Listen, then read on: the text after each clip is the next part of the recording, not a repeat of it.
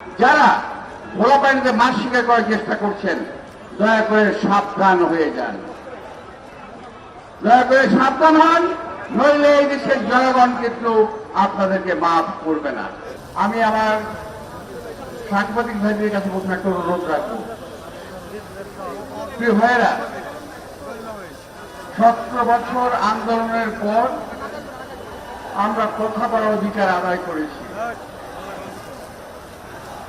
আপনারা স্বাধীন সংবাদ পরিবেশন করতে পারছেন।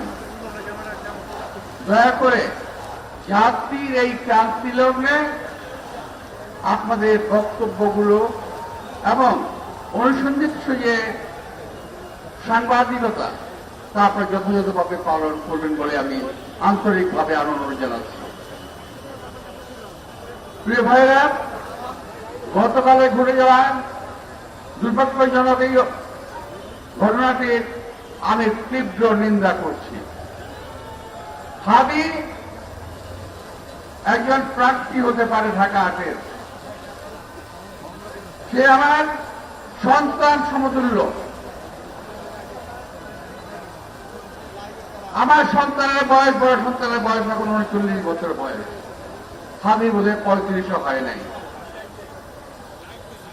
স্নেহতুল্য, স্নেহভাজন এই ছেলের উপরে আঘাত করাতে আমি মানসিকভাবেও অত্যন্ত বেশি ক্ষতিগ্রস্ত হয়েছি গতকাল। প্রিয় ভাইরা, আমাকে সবচেয়ে প্রথম ফোন করেছে রিজভী আহমদ, আপনি এখন কোথায়? আমি বললাম যে ভাই আমি যাচ্ছি। হ্যাঁ, আপনাকে যাওয়ার জন্য ফোন করেছিলাম। অর্থাৎ ওই মুহূর্তে রিজভীর ভিতরে একটা ঝড় তুলেছে, সে বিশেষ কাজে ছিল, বোধহয় যেতে পারে নাই, আমাকে বললো আপনি একটু যান। তখন আমি মোটামুটি অলমোস্ট চলেই গেছি ওখানে। আমি সবচেয়ে প্রথমেই হাতির পরে এই আঘাতের তীব্র নিন্দা প্রতিবাদ জানিয়ে বলতে চাই, এই আঘাত হাতির উপরে নয়, এই আঘাত বাংলাদেশের মানুষের গণতান্ত্রিক অধিকারের উপরে, এই আঘাত বাংলাদেশের সার্বভৌমত্বের উপরে, এই আঘাত বাংলাদেশের স্বাধীনতার উপরে। প্রিয় ভাইয়েরা, এটাকে আমাদের প্রতিরোধ করতে হবে। আপনাকেই বলছি, ইন্স্যুরেন্স করলে সিটিতে সুরক্ষা পাবেন নিশ্চিত। এই অপশক্তির কালো হাত ভেঙে দিতে হবে, এদেরকে দাঁত ভাঙার জবাব দিতে হবে। আমি একটি কথা শুধু বলি, যেটা রিজভী আহমদ সাহেব বলেছেন, হাদি গুলি, ওর গায়ে গুলি লেগেছে 2:15। ঠিক আড়াইটার সময় ফেসবুকে পোস্ট আসলো, সবাই যে যেখানে আছে ঐক্যবদ্ধ হও, কোন একটা বাসায় যেতে হবে, ইট করে নিয়ে আসতে হবে। ভাবতে পারছেন ব্যাপারটা কত পরিকল্পিত? এটাকে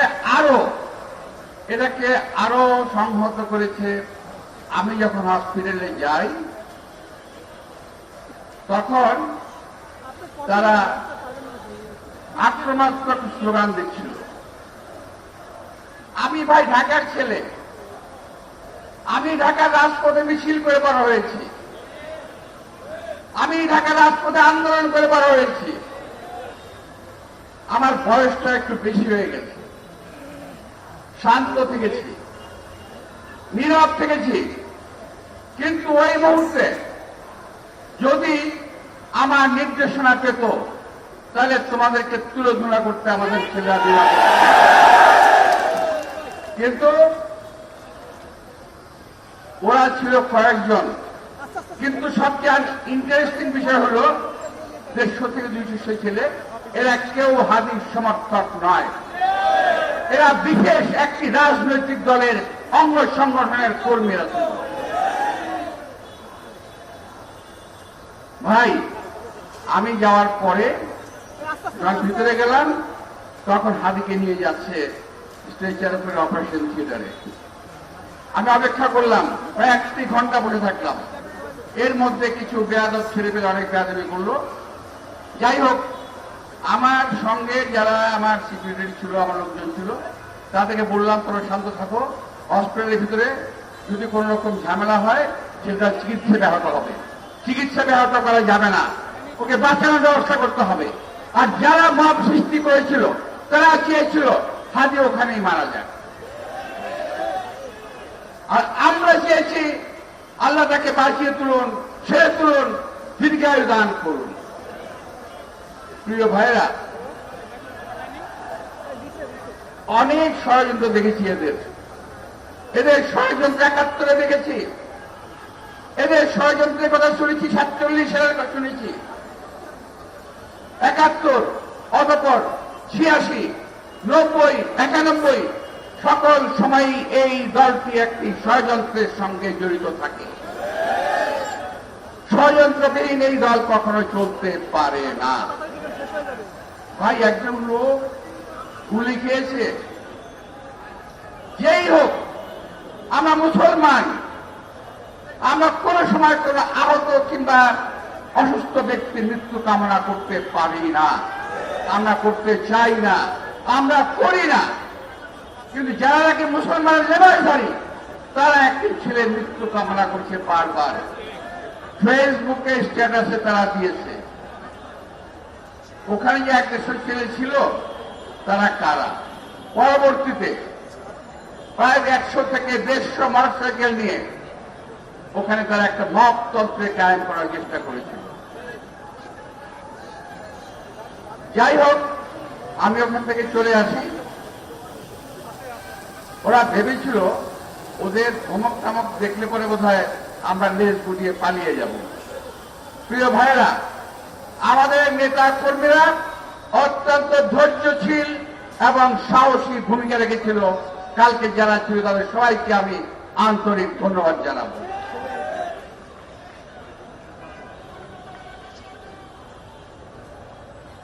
প্রিয় ভাইরা, আমি জীবনে অনেক নির্বাচন করেছি, অনেক, একটা ছিল না। আমার জীবন নির্বাচনে বহু প্রার্থী ছিল। আমি যখন 77 সালে কমিশন নির্বাচন করি তখন ছিল 11 জন প্রার্থী। 91 সালে নির্বাচন করি, জামাত ইসলামীর আব্বাস আলী খান, মুজাফর হোসেন পল্টু সহ আরো বহু প্রার্থী ছিল। আমরা একে অপরের সঙ্গে কোলাকুলি করে, একে অপরের বাসায় খাওয়া দাওয়া করে আমরা বিভিন্নভাবে নিজের রাজনৈতিক প্রচারণা চালিয়েছি। আমি যদি চাইতো তাকে আমি আমার সকল রকম সাহায্য সহযোগিতা হাত প্রসারিত করতাম, কিন্তু সেটা সে চায় নাই। যাই হোক, হাদির উপর আক্রমণ, আমি আগে বলেছি, এটা গণতন্ত্রের উপর আক্রমণ। এবং জীবনে কোনো রেকর্ড নাই যে আমরা প্রার্থীরা কখনো মারামারি করেছি। রেকর্ড আছে আওয়ামী লীগের, রেকর্ড আছে ওই একটা অপশক্তির, যারা নাকি বরাবর একটা ফয়দা লওয়ার চেষ্টা করে, খোলা পানিতে মাছ শিকার করার চেষ্টা করে। প্রিয় ভাইরা, মিছিল পূর্বে সমাবেশে আমি বক্তব্য লম্বা করতে চাই না। আমি চাই আসল ঘটনা বেরিয়ে আসুক, আসল দুর্বৃত্তরা সাজা পাক, এই দেশে মানুষের সামনে বিশেষ একটি রাজনৈতিক দলের মুখোশ উন্মোচিত হোক, এটি আমি চাই। আমি হাদির দীর্ঘায়ু এবং সুস্থতা কামনা করে আবার যেমন তাকে আমরা নির্বাচনের মাঠে আমরা দেখতে চাই। ভোট, নির্বাচনের জয়লাভ পরাজয় আল্লাহ তাআলা নির্ধারণ করে রেখেছেন, এটা আমার নির্ধারিত বিষয় নয়। আমার কাজ করার কথা আমি করব, ফল দেওয়ার মালিক আল্লাহ তাআলা। একইভাবে যেটা সকলে বিশ্বাস করে আমিও বিশ্বাস করি। তাই হাদিকে কখনো প্রতিদ্বন্দ্বী ভাবি না, আমি ভাবি আমার শ্রেষ্ঠপদ হাদি আমার প্রতিযোগী, প্রতিদ্বন্দ্বী নয়। ও আমার প্রতিযোগী, প্রতিদ্বন্দ্বী নয়, আমার শত্রু নয়, বরং রাজপথের একজন আমারই মতো লড়াকু সৈনিক। হাদির বয়সে আমরাও রাজপথে লড়াই করেছি, আমরা এখনো রাজপথে লড়াই করি। আমার যে সহযোগীরা লড়াই করে তাদেরকে আমরা সাহায্য করি। আসল এই সময়, মুক্তিযুদ্ধের সময় 71 সালে যে কঠিন সময় আমরা পার করেছি, আজকে 2025 25 সালেও তার চেয়ে বড় সাংঘাতিক সময়, বড় মারাত্মক সময় আমরা এখন পার করছি। আগে শত্রু ছিল একটি, এখন বহুমুখী শত্রুর আক্রমণে জর্জরিত বাংলাদেশ। আসুন বহু শক্তির আক্রমণ থেকে বাংলাদেশকে আমরা রক্ষা করার চেষ্টা করি, যেমনি আমরা 71 সালে করেছিলাম।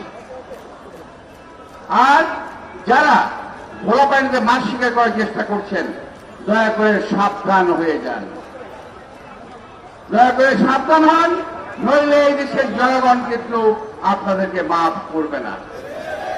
নির্বাচন করছেন, নির্বাচন করেন, যদি নির্বাচন জয়লাভ করেন ছেড়ে উঠে দেব, হেরে গেলে আপনারা মেনে নেবেন, এটাই স্বাভাবিক।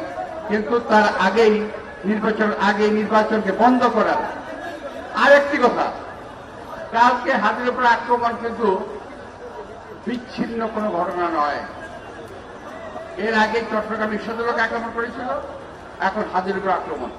আমি বলতে চাই এটা একটি বৃহৎ চক্রান্তের ক্ষুদ্র একটি অংশ, চক্রান্তের আরো ষড়যন্ত্র প্রকাশ পাবে ইনশাল্লাহ।